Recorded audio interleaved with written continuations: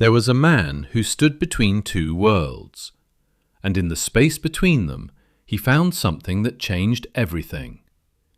His name was Alan Watts. He grew up in England in the 1930s, became an Episcopal priest in America, then gave up the priesthood and spent the rest of his life doing something harder, telling the truth. He took the deepest teachings of Eastern philosophy, Buddhism, Taoism, Zen, and translated them into a language the Western mind could actually hear. Not religious language, not mystical language, plain English. He had a voice like dark honey.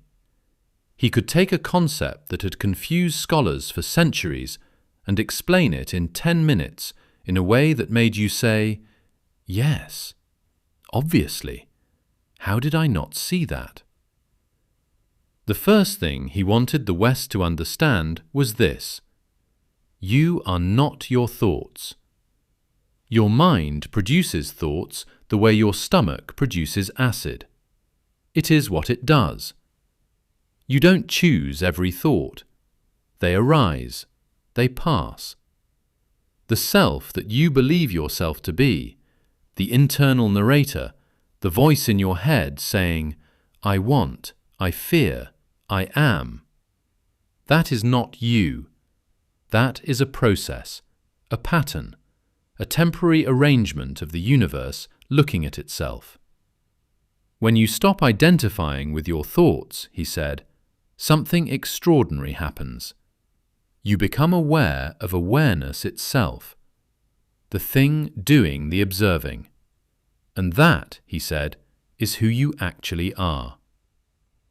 He called the ego a hallucination, not an insult, a precise description.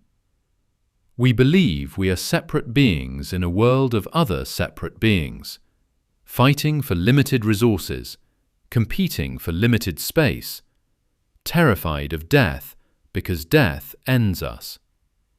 But this is backwards, he said. You are not in the universe.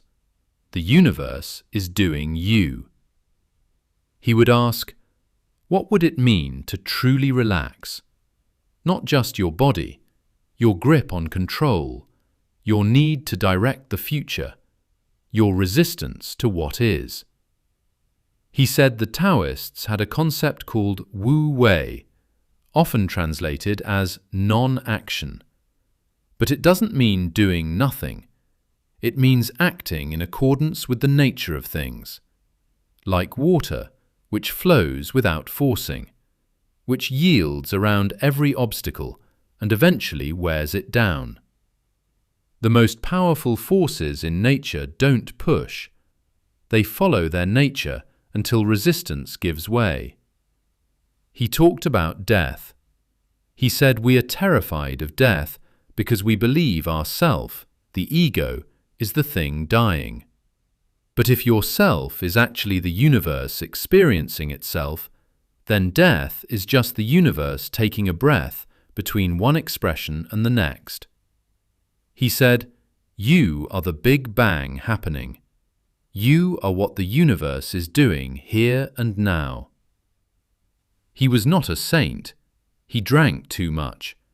He was complicated in his personal life. He would tell you that himself. He never presented himself as enlightened.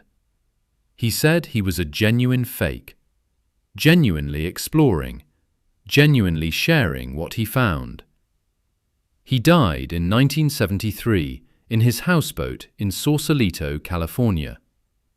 He left behind 500 hours of lectures, 30 books, millions of people whose relationship with reality he permanently changed. Today, clips of his voice play on YouTube, on podcasts, in the background of meditation apps, because what he said is still true. You have been running from something. Maybe it is death. Maybe it is failure. Maybe it is the feeling that there is something wrong with you that you haven't fixed yet. What if there was nothing to fix? What if the experience of being alive exactly as it is, right now, was enough? What if the secret was not to become something else, but to fully inhabit what you already are? Alan Watts spent his entire life pointing at that truth. The finger is gone. The moon is still there.